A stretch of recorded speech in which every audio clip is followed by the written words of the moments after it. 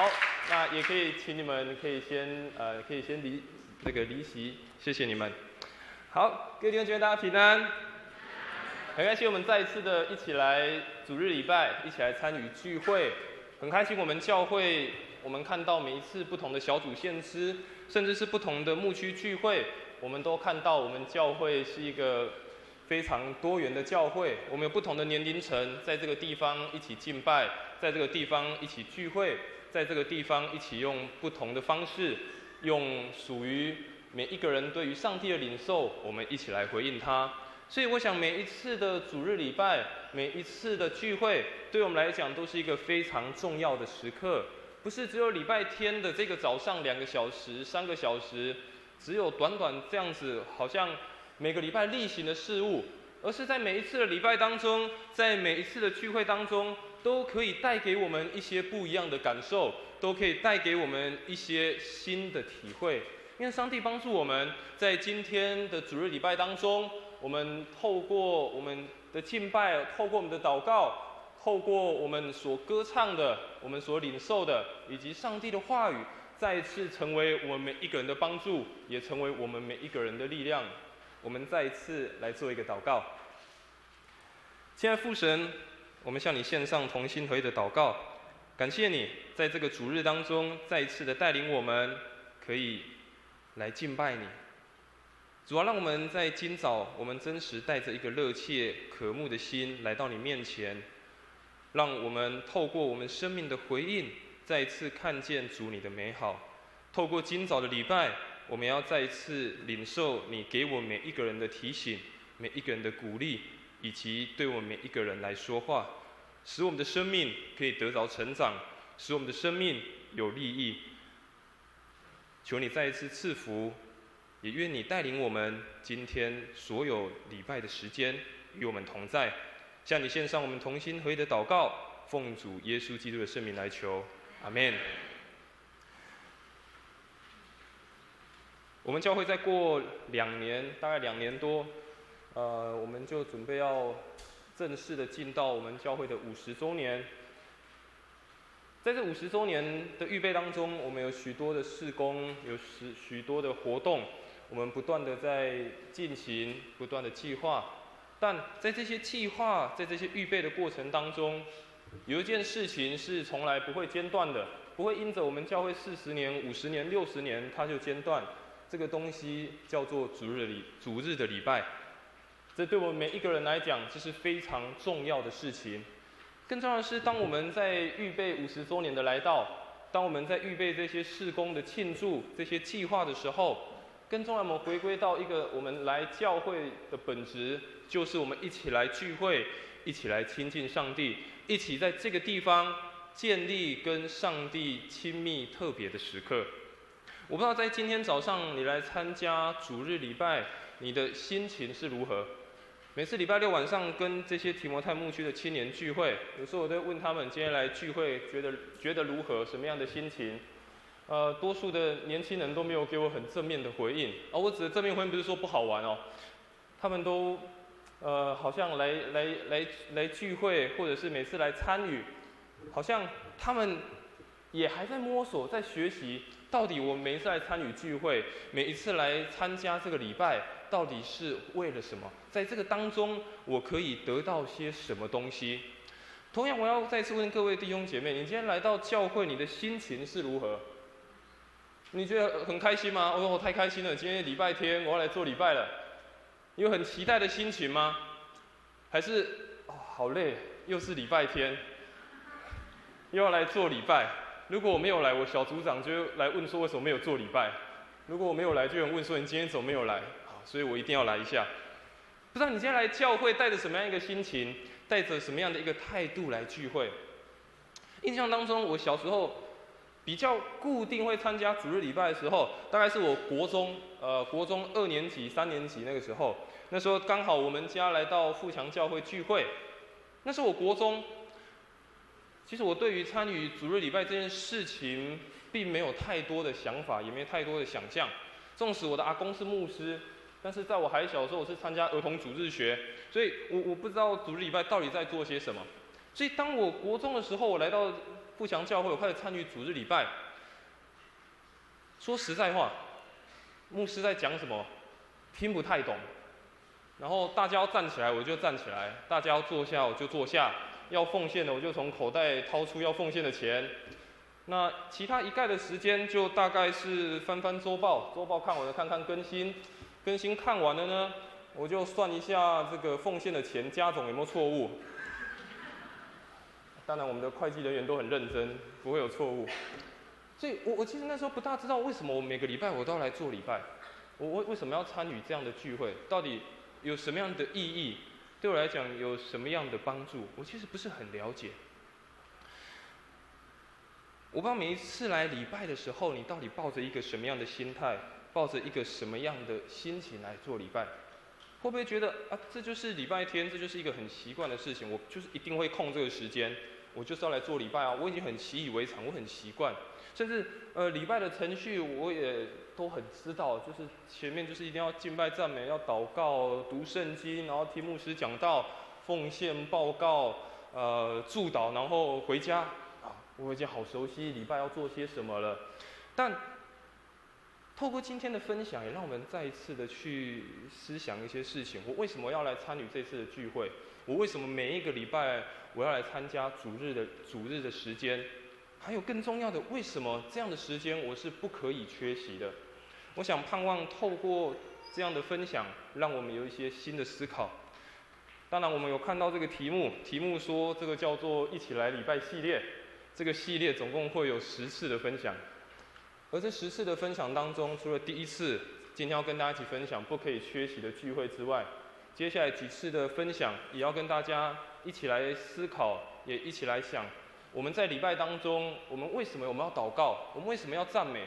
我们为什么要在这个地方做这些事情？盼望我们透过不同的分享、不同的主题，让我们再一次去思索，让我们再一次去认识每一次的主日礼拜，每一次的聚会，对我们来讲是何等的重要。在牧师要继续分享之前，牧师要再工商一下，下个礼拜的聚会，不只是礼拜天早上的第1堂跟第2堂。从礼拜5晚上的7点50分就有一堂培灵会，礼拜6晚上的7点50分还有另外一场的培灵会，所以下个礼拜的时间不大一样，但牧师鼓励你调整一下时间，除了礼拜天原本的第1堂跟第2堂的主日礼拜，也邀请你可以参与礼拜5晚上跟礼拜6晚上的培灵会，让我们透过不同的聚会，透过不同的聚集，我们都可以看见上帝不一样的作为。说到做礼拜，说到去教会，圣经当中有一个人，他从小就非常喜欢去圣殿，非常喜欢去敬拜上帝。这个人是耶稣。耶稣的父母也非常喜欢去教会，喜欢去圣殿。那时候还没有教会，非常喜欢去圣殿。而当耶稣12岁的时候，他们就带着耶稣，照着所规定的律法、规定的节期，带着耶稣一起到耶路撒冷的圣殿，一起去敬拜。而当这个敬拜的时间，当这个节期结束之后，耶稣的父母要准备回家了。但是在回家的路程，却发觉，耶稣却没有在他们的队伍当中。当他们走了3天，才发觉耶稣没在当中，因为人实在太多了。于是耶稣的父母非常的紧张，开始往回找，耶稣到底在哪里？会不会迷路了？还是在人群当中？但没有想到，他们一路找回耶路撒冷的圣殿的时候，发觉耶稣在那个地方跟那些经学教师、跟那些律法师在那里谈论有关于上帝的话语，在那里谈论有关于上帝的事情。他们发觉耶稣人留在那个地方。我们来想想看，什么原因会让耶稣忘记回家？我想我们不会主日礼拜完，然后你会忘记回家吧？通常我们主日礼拜完，我们还是会回家，我们还是要回到我们自己的生活。但什么样的原因让耶稣却忘记回家了？觉得这个好像才是最重要的事情。当耶稣的父母见到耶稣，耶稣这么回答：耶稣说：“为什么找我呢？岂不知我应当以我父的事为念吗？”耶稣这么回答，不是应该要把上帝的事情，我跟上帝的关系是摆放在第一重要的事情吗？我想我们每一个礼拜，我们愿意花时间来这边聚会，不论是主日礼拜，或是你参与周间的小组，或者是其他的聚会，我们愿意花时间，代表我们已经开始做一个选择了。我们已经开始选择以上帝的事情为我们生命当中的优先顺序。但是，仅仅把优先顺序放在第一位，有时候不大足够。我们更要清楚知道我为什么而来，我在这个地方我要得着些什么。我们今天一起看的这个经文，《使徒行传》的20章的经文，保罗在他第3次的宣教之旅，他到了一个地方叫特罗亚，短暂的停留。经文描写他第2天，他就要到下一个服侍的地方，于是他把握了非常宝贵的时间，他就在那个地方跟当地的信徒一起分享耶稣基督的福音，在那个地方跟他们有一场的聚会，有一场的礼拜。在那个经文，我们一起看到他从晚上一直讲到半夜，甚至从半夜一直讲到天亮，没有止息的时刻，一直在讲，一直在分享。而那些参与的人跟保罗一起在那个地方礼拜的人、聚会的人，他们也是不断的听、不断的听、不断的分享。但是，却在那个过程当中发生了一个小小的意外插曲。发生了什么事情？我们刚刚经文读到，有一个年轻人，他叫做犹推古，他因为半夜突然有点疲惫，于是他就从窗台跌了下去。当他跌了下去，众人非常惊慌，想说：哇，糟糕，他是不是就这样死掉了？他生命气息就这样结束了？但保罗赶快到下面去扶他起来，跟众人说：没有，他的灵魂还在，他的气息还在。于是众人再一次得着安慰，也在那个聚会当中没有停止，因而继续的进行。我们想想看，这个犹推古，他的名字原本他的名字的意思叫做好运，叫做好命，好命好运，但是却在他的这个生命当中，在这个意外当中，好像不大的符合。这个犹推古原本也去参与一场聚会，他或许也希望可以得到一些对生命的好处，对于生命当中的一些成长，但在那个地方，他却有一个非常大的意外的产生，因着他的不专心，因着他打盹，于是他就摔了下去。但是我们在看这样的经文，会让我们想到，为什么？为什么他明明参一场聚会啊，然后大家都一起参与，那这个年轻人怎么突然听一听就突然从窗台掉下去了？是发生什么事情呢？是提醒我们主日礼拜牧师们讲道不要太长吗？怕会友会睡着吗？还是提醒我们讲道要专心，不然可能会从椅子上摔下去？还是犹推古，我们刚读经文，他说那个楼里面满了灯火，那个灯火指的是蜡烛，会不会是点太多蜡烛，所以缺氧，所以犹推古想睡觉了？但感谢主，我们有很棒的空调，我们应该不会睡着。但这个经文的背后，不是告诉我们这些事情，这些经文的背后是在提醒我们，每一次参与聚会，每一次参与礼拜的时候，我们应当要带着什么样的态度？但首先，虽然我们看到这个年轻人睡着了，我们还是要先肯定、鼓励一下他的行动。第一件事情，他是一个年轻人，其实很不容易，叫一个年轻人，然后彻夜在听保罗讲道，他可以撑到半夜已经很不容易了，需要鼓励他一下，他是年轻人，愿意花时间来。第二件事情，他的身份是一个仆人，他的工作是仆人。既然是仆人，他必须要服侍他的主人。他所有的事情都必须听从主人交代给他的工作，所以他一定是非常的忙碌。但是在他忙碌的1周之后，在忙碌非常久的时候，他愿意在晚上可以休息的时候，他却还来参加这个聚会，却还愿意到保罗那个地方去听他讲道，听他分享。而且我们看见他应该是非常的热切想要听。所以综合来看，我们还是要称赞一下这个人。他为了这一场的聚会，为了参与这次的礼拜，他愿意放下他的身上很疲累的身体，放下他的工作，放下他原本可能想要休息的心情，然后在那个地方愿意专心的来听讲。但是，虽然我们称赞他，我们还是要讲，他还是睡着了，他还是最后没有办法坚持，也没有办法来在那场的聚会当中有很完整的领受。我想，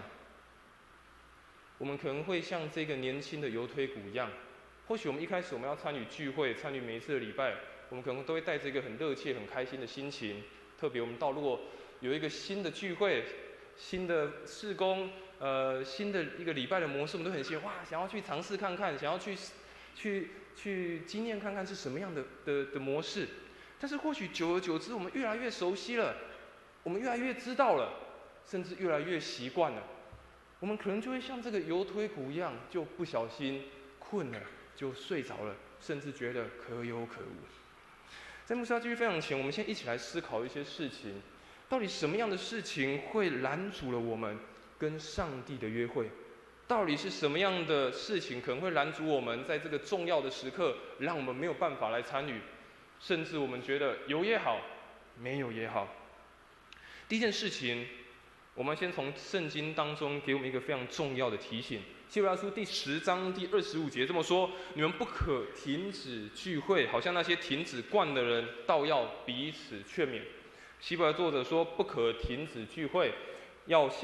好像那些停止惯的人，倒要彼此劝勉。其实从经文的描述，我们会发觉一件事情：这个停止不是突然的，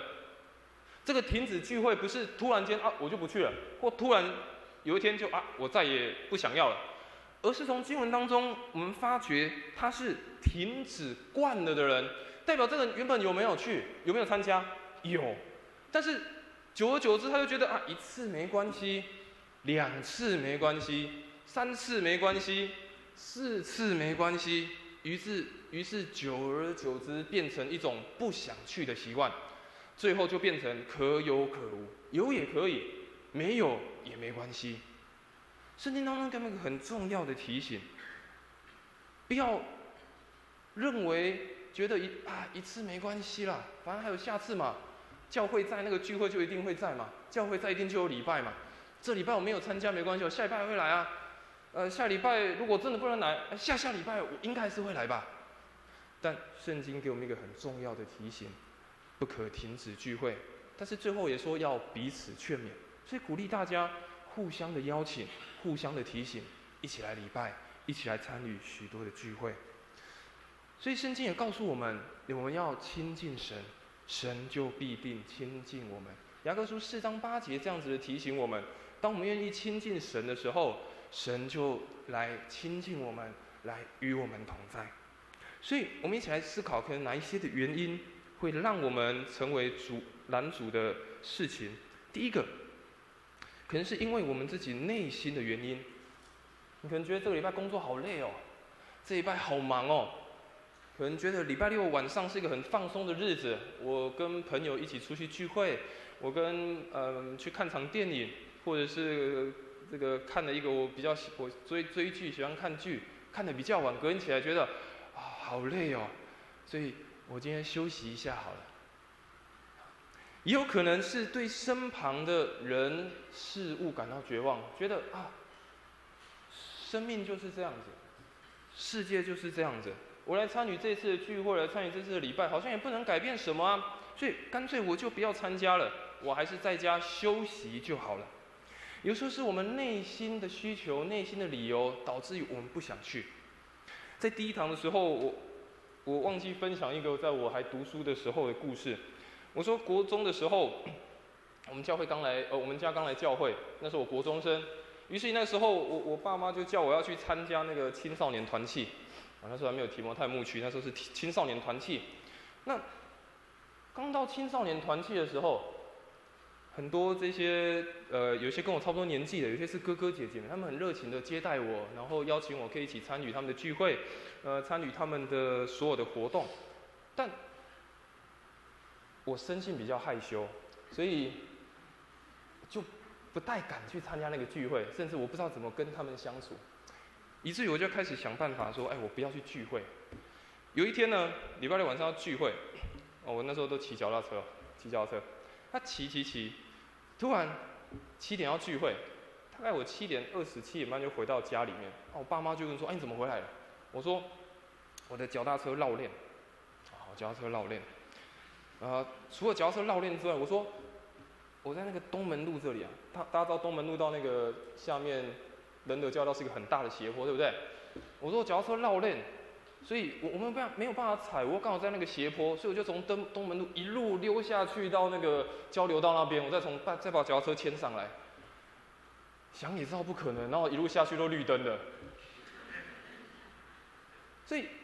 你不想去教会，不想去参加聚会，不想去礼拜，你可以编非常多的理由。但是你想去，很简单，做一个理由，就是我想来亲近上帝，我想要来参与这个聚会，得着生命的丰盛。所以你不想去，那些有很多原因，你可以有很多的理由，你可以有很多的方式让自己不想参加。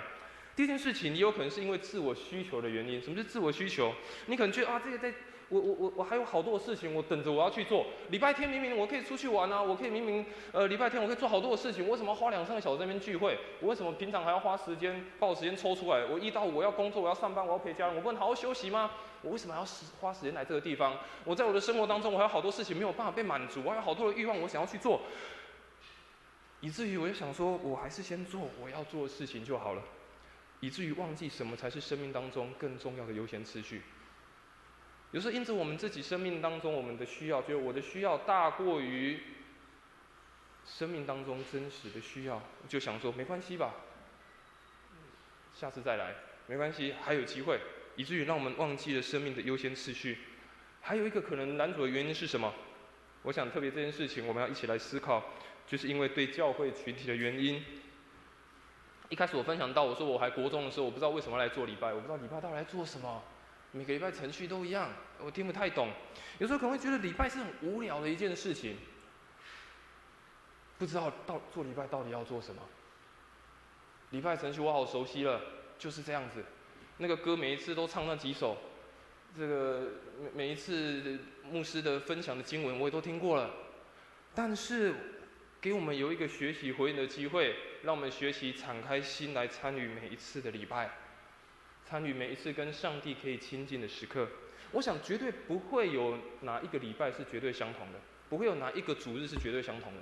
纵使今天唱的诗歌是同一首，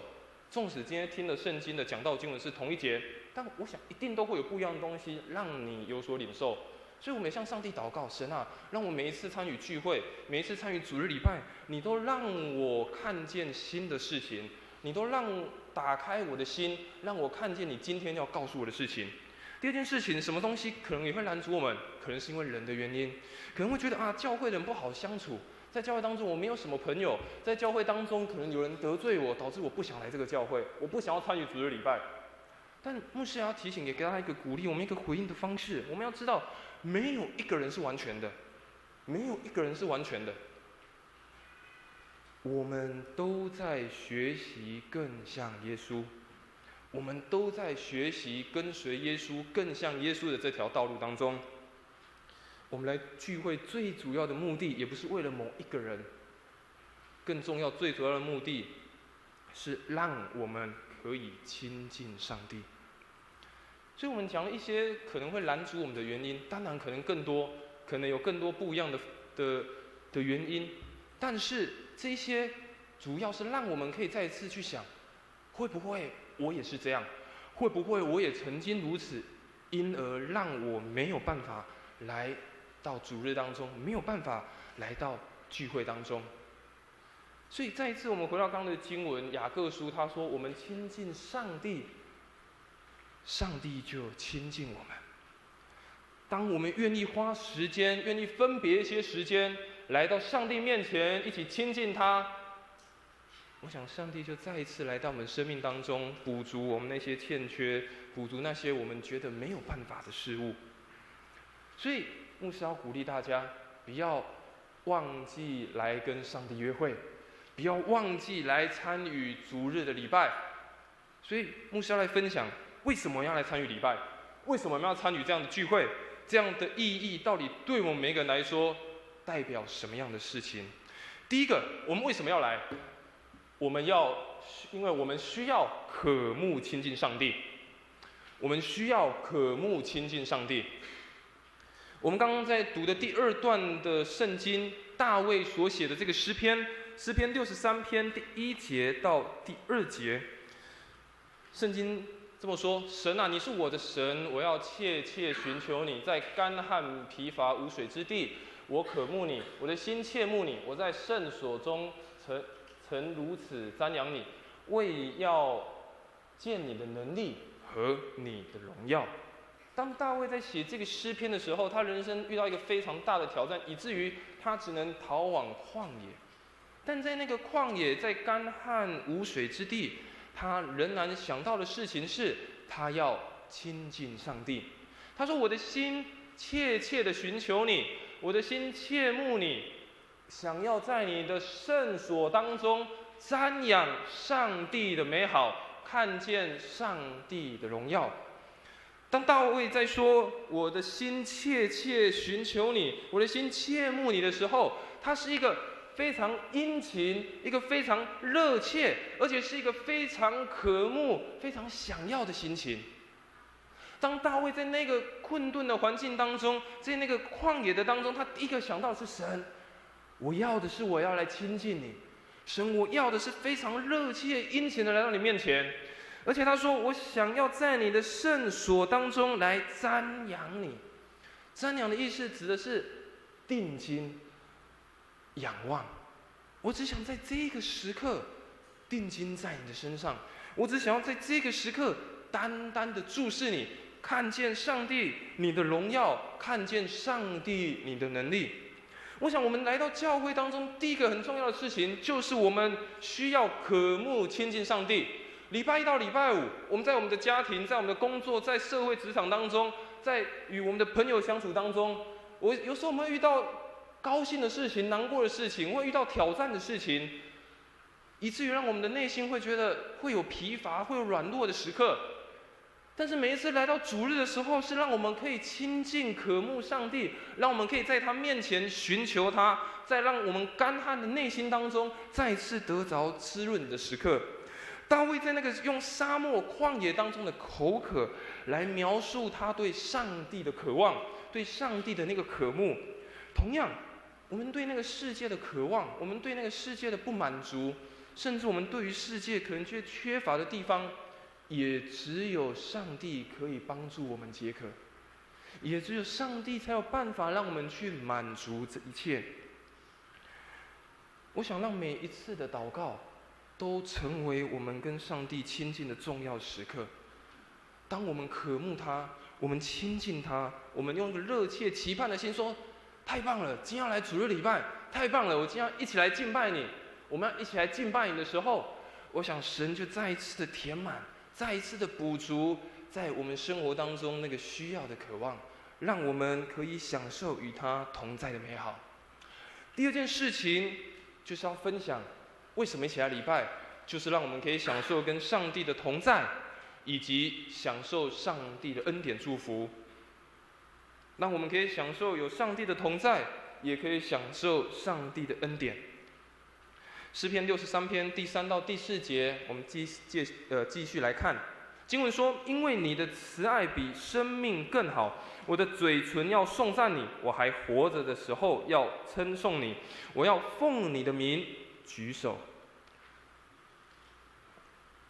大卫继续这么说，他说：“我在旷野，那时候我渴慕神，我仰望你。”他继续说：“我享受跟上帝同在。”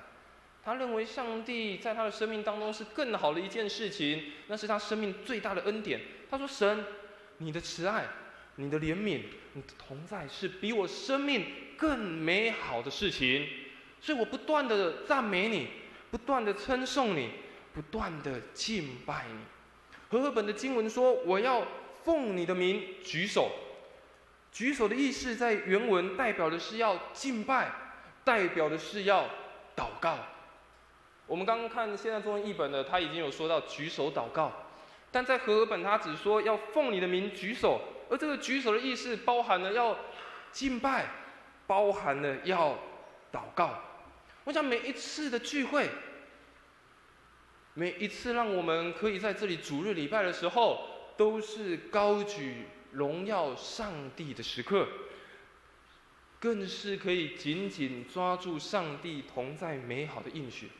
因为上帝的心意就是他要与他的百姓，与他的子民，与我们每一个弟兄姐妹同在。所以当我们每一次来到聚会的时候，如同大卫所说，让我们享受上帝的同在，享受上帝的恩典，也举起我们的手，高声用我们的声音来赞美，来敬拜，来祷告，让上帝就在我们的当中，在我们每一个人的心中来彰显他的能力。马太福音第18章20节，耶稣也这么说：因为无论在哪里有2、3个人奉我的名聚会，那里就有我在他们中间。耶稣说，因为无论在哪里有2、3个人奉我的名聚会，那里就有我在他们中间。耶稣也如此说，当有人奉他的名，高举他的名，神就在我们当中，让我们享受跟他的同在，也享受他恩典的赐福。第3件事情，牧师要跟大家分享，为什么我们来礼拜，让我们的内心可以经历到改变，让我们的内心也可以经历到盼望。为什么我们来礼拜，让我们的内心经历改变，也让我们可以经历到从神而来的盼望。我们再回头看刚刚的使徒行传第20章的经文，我们再次的回顾那个年轻人犹推古，他在窗台上因倦而沉睡。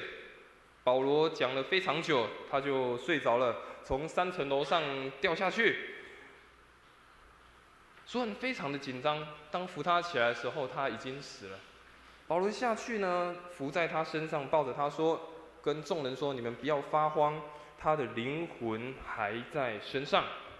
这个年轻人一开始我们有提到，他很热切，他很愿意参与。但是在中间的过程，却让他觉得有点疲乏了，有点累了，甚至觉得有点习惯了，他就停了下来，甚至他就睡着了。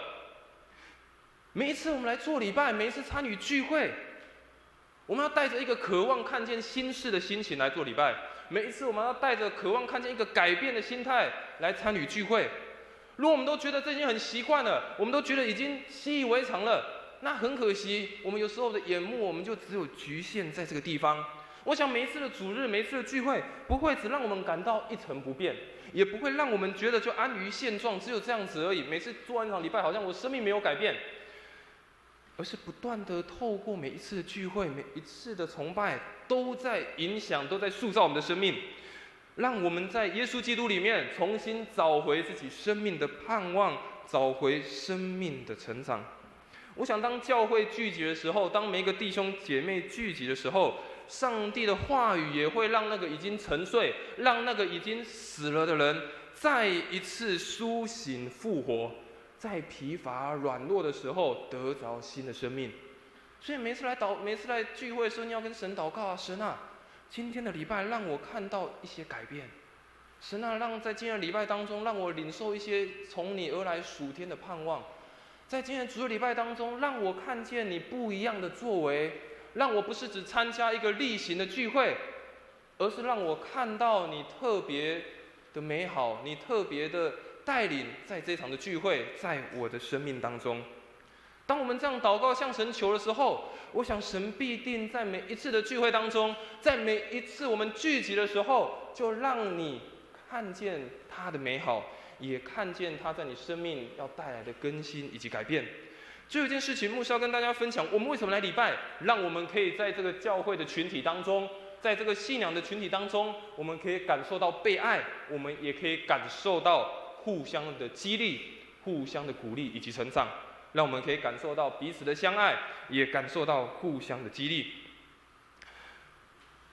在刚使徒行传最后的经文12节，他说有人把那个童子活活的领来，得的安慰不小。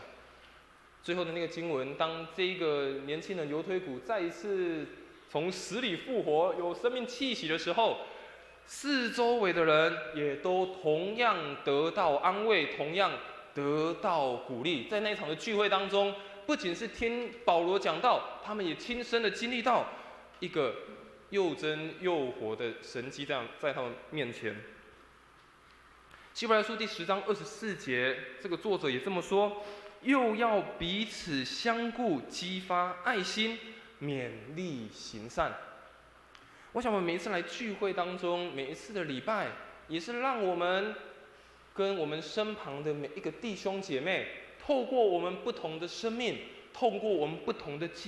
经历，我们互相鼓励，互相成长，互相学习，也互相带导，互相祝福。看见每一个人生命透过聚会，透过上帝的带领，有不一样的更新，以及不一样的改变。刚刚前面在说到不要停止聚会这件事情，有人会说，现在有线上网络的直播啊，网络直播也是在聚会啊，也是一个礼拜啊。当然，那是一场礼拜，那也是一个聚会。但是更重要，为什么我们要实体的聚会？为什么我们一定要聚在一起？礼拜除了是让我们跟上帝相遇之外，更重要是让我们可以在这个群体当中，在跟每一个弟兄姐妹相处过程当中，我们分享生命。牧师只有2次在线上礼拜的经验，一次是去年我跟师母我们出国去度蜜月，因为我们没办法听得懂那个英文的礼拜，整场听没有办法，所以我们只好在克服时差当中看富强教会的线上礼拜。另外一次是在疫情的时候，如果还有印象，在疫情的时候，教会是没有办法去参加的，但是服侍的同工牧师还是要去参加。所以在最严重的时候，一个教会最多只有5个人在里面。那个时候，若我讲道，我的主任牧师就失会；我的主任牧师讲道，我就失会。但是刚好在那个疫情，我不小心确诊了，所以在那个确诊的当下，我就势必一定要在家里面做礼拜。而当那个时候我在家里做礼拜，我在看这个线上的礼拜，那个时候疫情已经比较趋缓了，我确诊是疫情比较趋缓，大家已经可以天天回到教会了。但那时候我一个人在家里礼拜，我就看着主日礼拜说：“哎，我们一起起来敬拜赞美的神。”然后我就一个人在那拍手啊敬拜，跟你旁边说我们要起来敬拜神。然后我看看我旁边没有人啊，然后要行平安礼，跟你旁边弟兄姐妹一起握手说平安，然后就平安平安。实体聚会帮助我们，让我们跟我们的旁边的弟兄姐妹，我们可以建立更亲密、更深层的关系，让我们可以彼此的鼓励、彼此的安慰。当然，如果你真的有时真的有需要，你身体软弱、生病没有办法出门，需要透过线上礼拜，当然没问题。但牧师真的鼓励你来聚会，不仅跟上帝相遇，更重要的是跟我们的弟兄姐妹建立美好的关系。我想每一场的礼拜都成为我们教会建造的根基，也是成为我们生命建造的根基。每一次我们参与聚会，每一次参与礼拜，都是在建造我们的教会，也在建造我们的生命。我想教会的存在，就是一群愿意亲近上帝的人聚集而成的。教会的存在，每一场的聚会，每一次的主日，都是有一群愿意亲近上帝的人在这个地方聚集而成的。如果我们不愿意从我们的世界，从这个社会出来聚集在一起，又如何有教会呢？如果我们不愿意分别一些时间，不愿意看重这个时刻，从我们自己的世界出来聚集在这边，那我们又如何有教会呢？我们又如何可以来继续建造我们的生命呢？所以牧师要再次的鼓励我们的每一个弟兄姐妹，看重这个主日的时刻，也看重每一次可以参与教会任何聚会的时刻，让我们可以亲近神，让我们在这边领受上帝的恩典，也让我们在跟每一个弟兄姐妹的相处过程当中，彼此鼓励，彼此安慰，也彼此带导，彼此祝福。愿神赐福我们，特别在我们每一次聚集、每一次聚会的时候，我们真实的看见上帝的心意在我们的教会，也在我们弟兄姐妹的心中，对我们不断的说话，对我们阐明。愿上帝赐福我们。我们一起来唱一首回应的诗歌。这首诗歌叫做《能》。